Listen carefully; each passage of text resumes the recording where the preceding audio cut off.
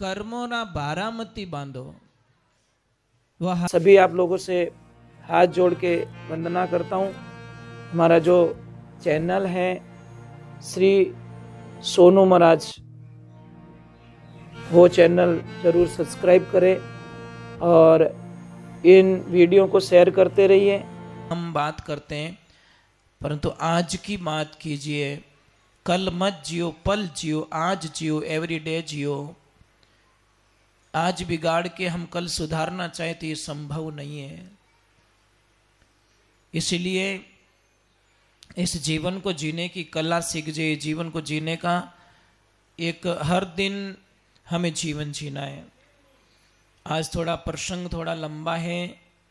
आज मेरे प्रभु का आवागमन भी है और प्रसंग भी थोड़ा बीच में ज़्यादा चलेगा, क्योंकि सब प्रसंगों को हम सुना तो नहीं सकते, पर उनको छू के जरूर निकलेंगे, उनका आदर करके निकल जाएंगे, उनको प्रणाम करके निकल जाएंगे आगे। तो कल कथा कहाँ विश्राम हुई थी?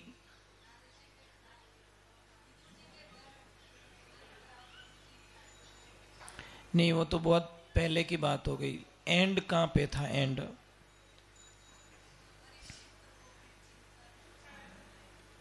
जी, ये मैत्रेय मुनि और विदुर जी का संवाद है गंगा किनारे का।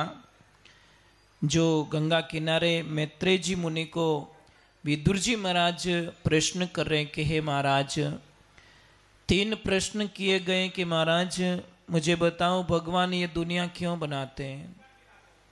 तो मैत्रेय मुनि जी ने बोला कि ये पूरा ब्रह्मांड है, भगवान के खेलने का मैदान है, वो क्रीड़ा करते हैं, लीलाएं करते हैं, इसलिए बनाते वही और तोड़ते वही है।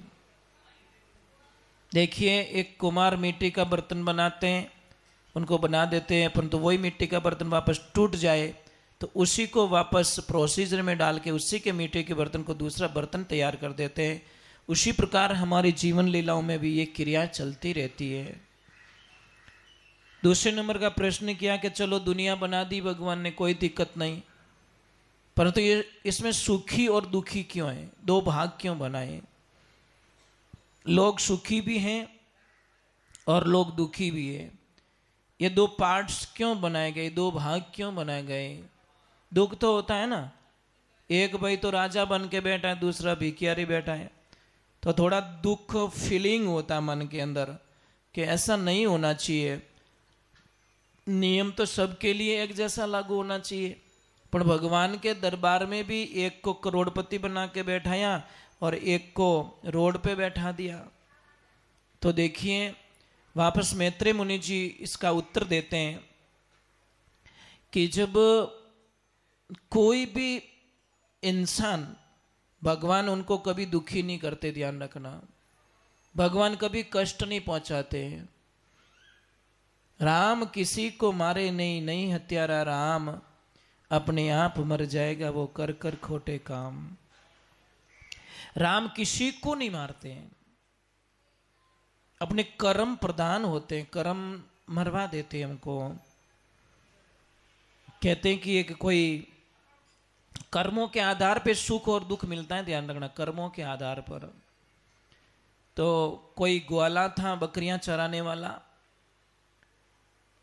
वो बकरी चरा रहा था, परंतु उसकी प्रवृत्ति बड़ी क्रूर थी, वो दुष्ट था। मतलब दया नाम में उसमें कुछ था ही नहीं। मतलब दया क्या होती, उसको कोई मतलब नहीं। बकरी कहीं बेचारी कुछ खा लेती तो बकरी को बहुत पीटता, मतलब दया नहीं आती उसको। तो देख रहे हैं, वो बैठा है, सामने बैठा है, एक हिरणी बच्चे को जन्म दे रही है। तो उस दुष्ट की नजर उस हिरणी पे पड़ गई और जैसे ही बच्चे को जन्म दिया वो दौड़ के गया और दौड़ के जाके उस बच्चे को उठा लिया और हिरणी को भगा दिया। अब बेचारी हिरणी बहुत तड़प रही उस बच्चे के लिए, अपने उस दुष्ट को दया नहीं आ रही है। थोड़ी देर तो उसको उसने लाड लडाया, फिर उठाया और पटक दिया जोर से। बच्चे को इतना जोरदार पटका कि बच्चा जोर से चिल्ला रहा है। फिर बच्चे को पीछे से पकड़ के ऐसे घुमाया, आगे से पकड़ के ऐसे घुमाया। वो हिरणी रो रही है, तड़प रही है, चिल्ला रही है, भगवान को अरदास करी है, मेरे प्रभु मेरे बच्चे को ये मार डालेगा, इस दुष्टि से बचा लिए। कहाँ उसको दया आ रही है महाराज। नवजात शिशु जो अभी अभी खड़ा भी नहीं हुआ, उसको ये यातनाएं दी जा रही है। फिर वो उस बछड़े को क्या बोलता है, बच्चे को क्या बोलता है, बुला तेरे भगवान को कोई हो तो बचा ले तेरे को मेरे से। और ऐसे करते ही उसने अपने कूंट से अगले पैर दोनों काट लिए उसके। बच्चा चिल्लाता रहा, हिरणी चिल्लाते रही, उसको दया नहीं आई। थोड़ी देर और क्रूरता का हद हो गई, पिछले भी दोनों पैर काट लिए और चारों पैर काट के उस बच्चे को तड़पता हुआ छोड़ दिया। हिरणी आई, बहुत चाटी, परंतु खून बहने के कारण बच्चा मर गया। हिरणी ने डायरेक्ट भगवान के पास एप्लीकेशन लगाई, हे प्रभु मेरे बच्चे ने क्या बिगाड़ा, इसने मेरे बच्चे को इस हालत में कर दिया। महाराज भगवान की लीला देखिए, ईश्वर की लीला देखिए, परमात्मा की लीला देखिए। क्या बोलूं मैं, भगवान के घर में देर है अंधेर नहीं है कि भी निर्बल को मत सताओ, किसी को मत सताओ भाई, कीड़ी को भी मत मारो, अनजान में मर जाए तो वो अलग बात है, परंतु जानते हुए किसी को मत सताओ। अब वो बच्चा तो मर चुका था, फ्री माइंड होके अकेला बोलता रहा, जा तेरे कोई भगवान भगवान नहीं दुनिया के अंदर, परंतु 1 किलोमीटर गांव से दूर रहा और उसके दोनों घुटनों में दर्द पैदा हुआ। अब इतना जोरदार दर्द हो रहा है कि वो यहां से यहां नहीं चल पा रहा है। थोड़ा सा आगे गया, वो नीचे बैठ गया तो बैठ गया, अभी खड़ा नहीं हो पा रहा है। घर वाले आए, उसको उठाया और डायरेक्ट उसको हॉस्पिटल लेके गए। और हॉस्पिटल ले जाने के बाद में डॉक्टर ने ये घोषणा कर दी कि इसके दोनों पैर काटने पड़ेंगे, भयंकर इसको ब्लड कैंसर हो चुका है और कोई चांस नहीं कि इसके पैर नहीं काटे तो बच पाएगा। घर वालों ने बोला काट दीजिए, फिर क्या करे, मरता क्या करता, बेहोश कर दिया, दोनों पैर काट दिए उसके। सुबह का टाइम हुआ, जब उसको होश में आया तो उसने देखा कि दोनों पैर नहीं है। डॉक्टरों ने बोला भैया क्षमा करना, तेरे पैरों को हम नहीं बचा पाए। उसकी आंखों में आंसू आ गए, वाह भगवान वाह, तूने तो बिल को पेंडिंग रखा ही नहीं, तूने तो हैंड टू हैंड बदला ले रिया रे। पर कृष्णा, मैंने वहां पे कूंट से पैर काट दिए, इधर तूने डॉक्टर से मेरे पैर कटवा दिए हैं, पर इतनी मेरे पे तूने दया की कि मेरे हाथों को बचा लिया। तो भी आधा बिल बाकी है, अभी मेरे हाथ कटने भी बाकी है। मैं तो भगवान को कहता हूं पेंडिंग मत रख, इन हाथों को भी कटवा ले ताकि मेरा प्रायश्चित पूरा हो सके। आइए, अब मैं एक्सेप्ट कर रहा हूं मेरी गलती को। अब महाराज देखो, कोई गलती एक्सेप्ट कर लेता ना, उसके पाप खत्म हो जाते हैं। प्रायश्चित यही है कि आप गलती स्वीकार करो, नहीं मैंने गलती नहीं की, गलती नहीं की, गलती नहीं की। इसी दिक्कत में हम लोग फंसते रहते हैं। अब महाराज उसको छुट्टी देगी और अणकमू आदमी कितो दिन प्यारो लागे, चाहे लेडीज हो चाहे जेंट्स हो, कितना दिन बाला लागो। आप 15 दिन तो बुखार हुआण दो, घर में तो भारी लागो, सबने बोझ लागो। 15 दिन आप सो के देख लो कि मारे तो दिखे ही नहीं, मने तो अंधाड़ी आवे। देखो लोगों की बोली बदल जाएगी साहब, भाषाएं बदल जाएगी, उनका रहन सहन का तरीका। खाना मांगोगे तो क्या बोलेंगे, अरे लावो हो मरो हो कोई, नेत्र कहीं अरे जिम लो सा जिम लो, दुकान जानो तो जिमो।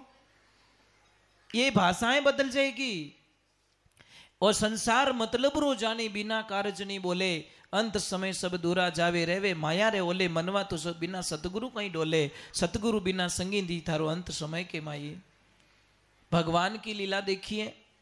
अब उसको थोड़े दिन घर में रखा, फिर लोगों का सब ढंग भाव देख लिया कि ये मेरी सेवा नहीं कर पाएंगे, मैं कमा नहीं पाऊंगा।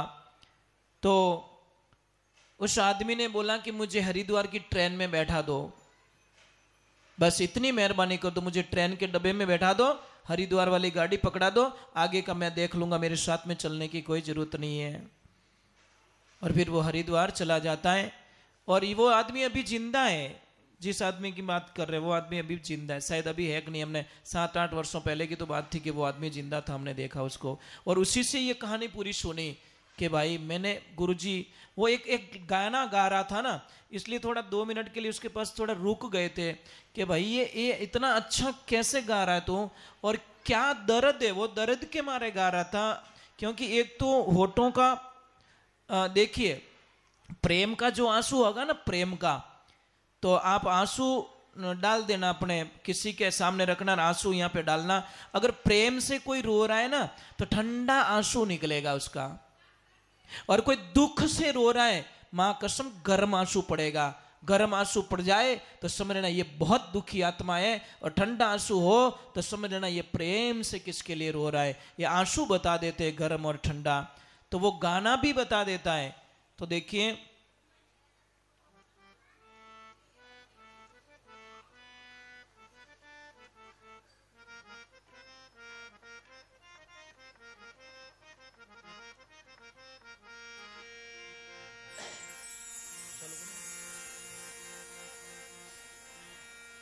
वो एक लाइन सुना देता हूं इसकी, फिर आगे कथा में चलेंगे। वो कह क्या रहा है, मतलब हम लोगों को क्या कह रहा है, वो एक लाइन गाता हुआ क्या कह रहा है। जब यज्ञ करवाते तो बोलते मैं हर मंत्र के पीछे बोलूंगा स्वाहा, तो आपको आहुति देनी पड़ेगी। क्या बोलते हैं? आपको यज्ञ कुंड में आहुति देनी पड़ेगी। आप लोग बोले महाराज मने तो नींद आवे, थो ही आहुति दे दो पेड़ी पेड़ी, और लास्ट में बिल बता दीजो। ऐसे थोड़ी होता है क्या? तो हर भजन में आपको परेशान करूंगा मैं। करो ऊपर हाथ करो। अरे मत बांधो इणेरो, करे मारो काम करारो रे मत।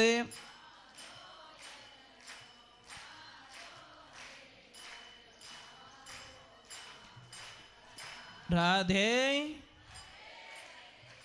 तो उस आदमी ने एक ही बोला कि भाई कर्मों ना बारामती बांधो। वह हर एक को अपनी ओरिजिनलिटी बताता है कि मैंने पाप किया है और इस कारण मुझे ये सजा मिली है। लोग तो अपने पापों को छुपाते हैं साहब, और जितना पाप को छुपाओगे, पाप कैसा है, उदय में हम जो उदय में कैडो ही मोटो रूकड़ो रेवे ना, बिना हवाऊ डर नहीं लागे, धूपू डर नहीं लागे, तूफानू डर नहीं लागे, बारिशू डर नहीं लागे, बिने डर लागे बिन उदय के उदय मारा जड़रे मैंने लाग गई, तो मैं चाहे 20 साल पुराना हूं चाहे 100 साल पुराना हूं, मैंने गोट में गिड़ाए दी। ते बुरा कर्म उदय रो काम करिया करे, वो ध्यान राख जो माए खावेला थोने बोलने नहीं देला। समझ में आ रहे ना? कोई भी गलती देखो आप, अंदर ही अंदर खाई जाती है। किसको शेयर करेंगे हम लोग कि मैं ऐसी गलती कर चुका हूं? बस। तो तीसरा प्रश्न विदुर जी महाराज ने मैत्रेय ऋषि से किया कि भगवान इस धरती पे अवतार क्यों लेते हैं? तो बहुत ही अच्छी बात बताई कि बांध लेते हैं भक्त मुझको प्रेम की डोर में, प्रेम की डोर में मुझे बांध लेते हैं, इसीलिए बार बार मेरा इस धरती पे अवतार होता है। जिंदगी को समझने की कोशिश कीजिए। फिर वराह अवतार की कहानी आती है। वराह अवतार आपने देखा? वराह भगवान का फोटो देखा कभी? नहीं देखा। जब मनु महाराज को सृष्टि की रचना करनी थी तो ये धरती पूरी पानी में थी। धरती कहाँ थी? समुद्र में थी। तो भगवान ने बाहर निकाल के मनु महाराज को दी कि मैं कहाँ दुनिया बसाऊं, कहाँ रचना करूं, कहाँ शुरुआत करूं। तो उन्होंने वराह अवतार लिया। वराह अवतार का फोटो देखा कभी? शुकर का फोटो है, शुकर का। भगवान का मुंह शुकर जैसा है। उन्होंने अपनी पूरी ताकत लगा के धरती को समुद्र से बाहर निकाल के उनको दिया। हाँ ऐसे, हाँ ऐसे है। तो वो भी भगवान ने वो रूप बना के धरती को बाहर निकाला समुद्र से और मनु महाराज को दिया। मनु महाराज के 2 पुत्र थे, उत्तानपाद और प्रियव्रत, और उनकी 3 बेटियां थी, आहुति, देहुति और प्रसूति। भगवान ब्रह्मा जी के मन से कर्दम ऋषि का प्रकट हुआ। कर्दम ऋषि को बोला गया कि तुम शादी करो, संसार बसाओ, पर वो बोले मुझे शादी नहीं करनी है। ब्रह्मा जी ने बोला कि बेटा सृष्टि के जो नियम है उनमें पालन करना ही पड़ेगा, आप शादी कीजिए। भगवान नारायण की तपस्या करते हैं। नारायण ने बोला क्या चाहिए? कि मुझे कुछ नहीं, एक सुशील पत्नी दे दो बस, जो मेरी भक्ति को समझ पाए और मुझे जो प्लानिंग है आगे के लिए मेरा साथ दे सके। तो महाराज भगवान ने बोला आज के 3 दिन बाद में शत्रुपाद जी और मनु दोनों अपनी बीच वाली बेटी देहुति को लेकर आपके पास में आ रहे हैं, आप मना मत करना, शादी कर देना उससे। जब वो जाते हैं, बातचीत होती हैं, तो उन्होंने हाँ बोल दिया, परंतु भगवान को एक वचन लिया कर्दम ऋषि ने कि प्रभु आप मेरे बेटे बन के आओ तो मैं शादी करूं, नहीं तो अपने कुंवारा ही भला, आपको मेरा पुत्र बन के आना पड़े। बोलो कैसी शर्त है भगवान के सामने। तो भगवान ने इजीली बोल दिया कोई बात नहीं, तुम्हारी इच्छा है मैं बेटा बन के आता हूं, बस दूसरा क्या करे। इसीलिए तो कहते हैं भगत वत्सल भगवान, पर वो बुलाने वाला चाहिए। तो भगवान की ऐसी लीला हुई, शादी कर रहे हैं, 3 फेरे हो गए। कर्दम ऋषि ने रोक दिया और मनु को और शत्रुपाद जी को बोला कि पहले इस अपनी बेटिया को बात बता दो कि मेरे एक बेटा होते ही मैं इसको यहाँ पे छोड़ के मैं वन को चला जाऊंगा, मैं एक बेटा दे पाऊंगा इसको, मैं आगे मेरा गृहस्थी जीवन नहीं चलेगा। तो वो लड़की बोली नहीं, नीचे देख के खड़ी हो गई। मतलब पहले ऐसे संदेश ऐसा था, बोल के जब आप लड़कियां नहीं देती थी, माँ बाप कहीं कियो कि रिश्तो थने मंजूर एक नहीं, बार नीचे देख लियो तो समझ लेनो के मतलब कोई इन्हें कोई प्रॉब्लम नहीं है। तो वो एग्री थी कि मुझे कोई दिक्कत नहीं है। परंतु भगवान की लीला देखो, ईश्वर की लीला देखो, शादी हो गई। शादी होने के बाद में वो तो अपने ठिकाने चले गए, पुत्री वहीं छोड़ दी। अब लक्ष्मी जी को बोला कि जाओ अपना घर संभालो। अब देखो घर कैसा मिल रहा है, जैसे गए झोंपड़ी में चिड़ियों के आड़ा ही जाड़ा गाली उड़ा। खैर बाप जी ओ कहीं है कि वो मारो परिवार है। नीचे आंगना में देखे तो ऊंदरा इन साइडू आवे बिन साइडू निकले, बिन साइडू घुसे इन साइडू, के ओ कोई सिस्टम कोई अपनो स्टाफ ही जे। અને આપ કટે રહ્યો કે મારે તો 2.5 ફૂટ રો બસ આસણ है, बस वही मारो ठिकानो है, ये हमारा पूरा परिवार है। अब इसको देखो, आप देखो, मैं थोड़ा माला में बैठ जाता हूँ। अब कर्दम ऋषि ध्यान में बैठ जाते हैं, और ध्यान में बैठे तो ऐसे बैठे 40 वर्षों तक उनका पल नहीं खुली। कितना साल? 40 वर्ष हो गए। जब उनकी पल खुली तो सामने एक मैया कोई झाड़ू आड़ू निकाल रही थी। तो पूछा कि मैया आप कौन हो? बोले भूल गए, मुझे भूल गए। अरे मैं आपकी पत्नी हूँ अर्धांगनी, फेरा खाए नीचा बैठा जो अबे पासा उठी आओ, मने ही बूढ़ी कर दी। तब तक पीर नहीं गई साहब, बहुत बार लेने के लिए आए पर नहीं, बोले मेरे प्रभु की आज्ञा नहीं, मैं कैसे आ जाऊं, मैं नहीं छोड़ सकती। पतिव्रता नारी अपने पति के वचन के आगे एक कदम नहीं रखती। पतिव्रता नारी का पहला धर्म बनता है। आजकल की नारी क्या करती, भाई जाओ चुपचाप, ठंडा नहीं पड़े, ले ये आपकी तपस्या खत्म होती है। अरे पति रे हम ही बोल नहीं कि तो बड़ो अपराध है, ध्यान है। पर मुझे लग रहा है जीतो आदमी भूतों डाकणियों नहीं डरे नहीं कहवे कोनी बाबड़ो, कहवे कोनी वो जीव जाने माय लो। भाई ये तो क्यों डरा होते हैं, ये तो क्यों डरे थारो पति देव थारो? नहीं डरना चाहिए भाई। भाई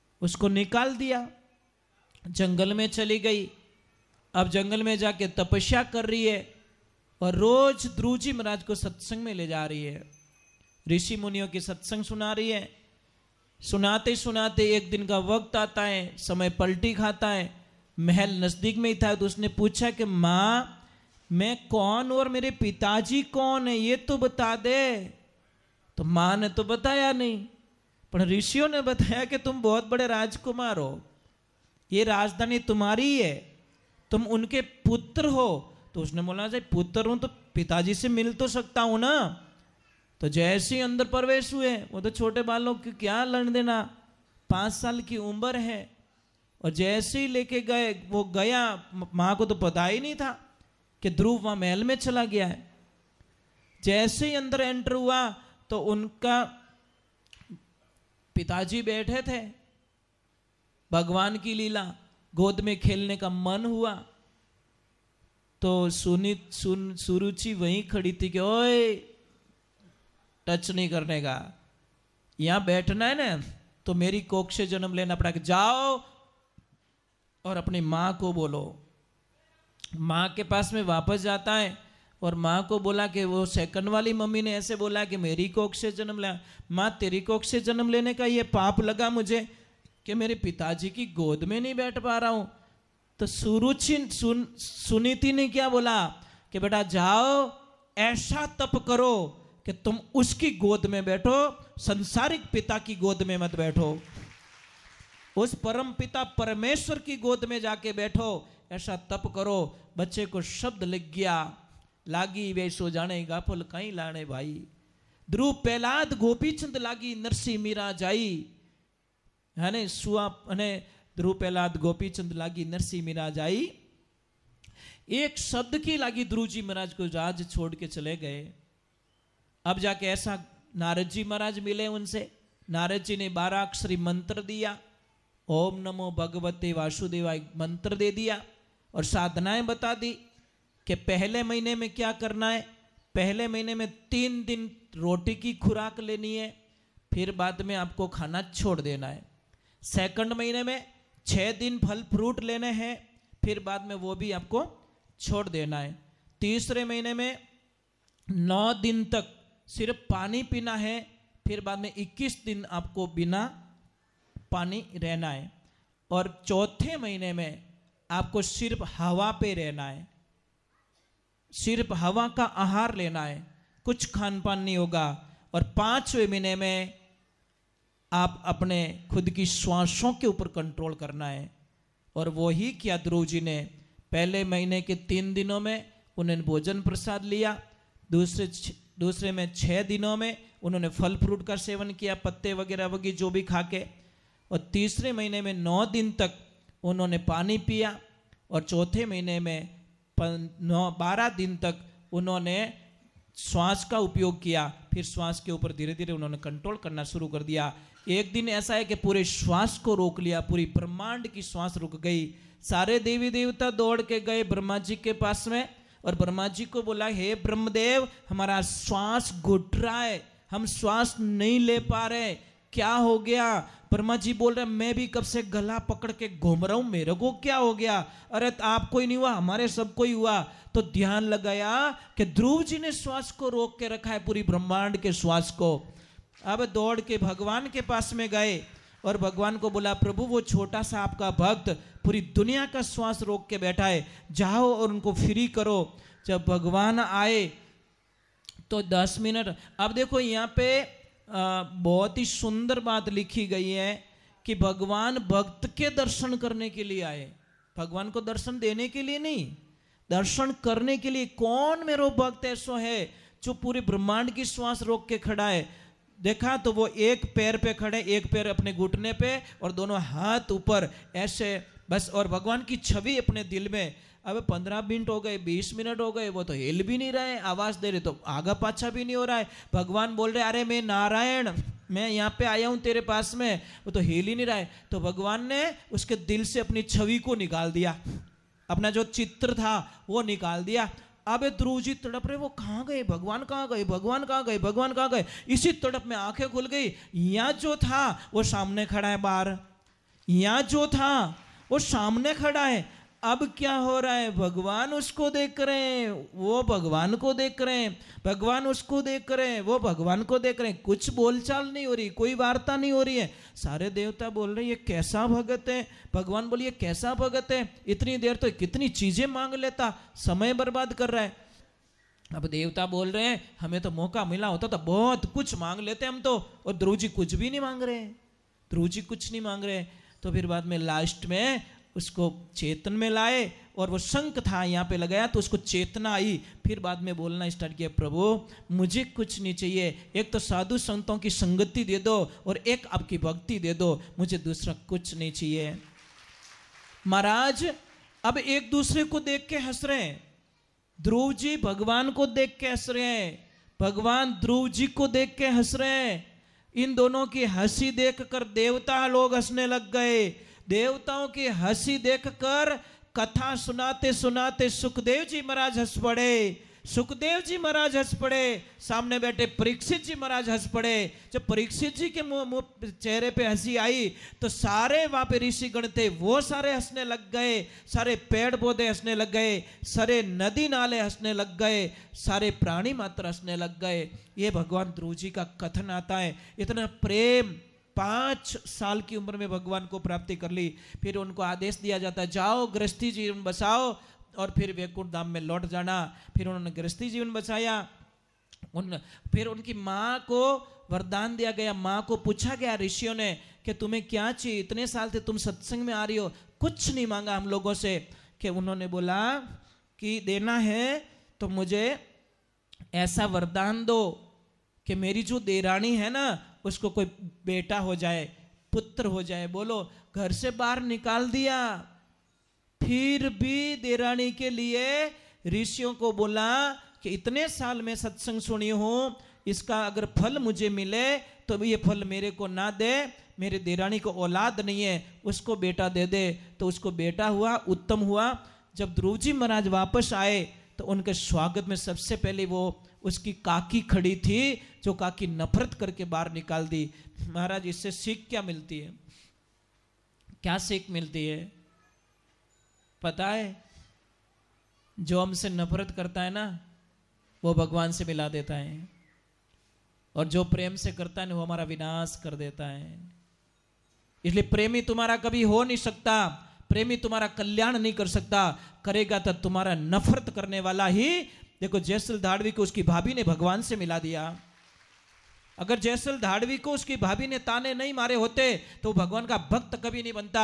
वीर तेजा जी महाराज को भाभी ने ताना नहीं मारा होता तो वो वहां नहीं जाते, गायों की रक्षा करते हुए अमर नहीं होते। अरे नरसिंह भगत को पढ़िए, नरसिंह भगत को उनकी भाभी ने ताना नहीं मारा ना होता, क्या को दिन कहीं तंदूरो लेन भीरे खाई कहीं, तो वो शायद भगवान नहीं आते।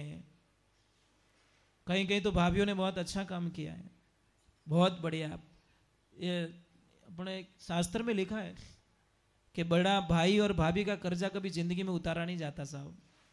बड़ा भाई होता ना और बड़ो भाई रे गेलो, आ तो गेलो ज रे वे जो कोई दे दे नैन क्यों ने वो थारे वो थारे वो थारे, लास्ट में टन टन गोपाल, लास्ट में नैन क्या नगटा क्या थो कई करियो कई करियो है तो जो थन दियो दूजो कई है। अब आपड़ी भाभी घणो ही के थोड़ो घणो राखो टावर, यार ठंडा नहीं पड़े, ठंडा नहीं पड़े, वह घणो ही जीव पड़े बिनो पण बिनो कहनो करे कौन। और मोटोड़ी भाभी ने कोई समझ नहीं सके, क्यों कि वो माँ का समान होती, माँ के समान।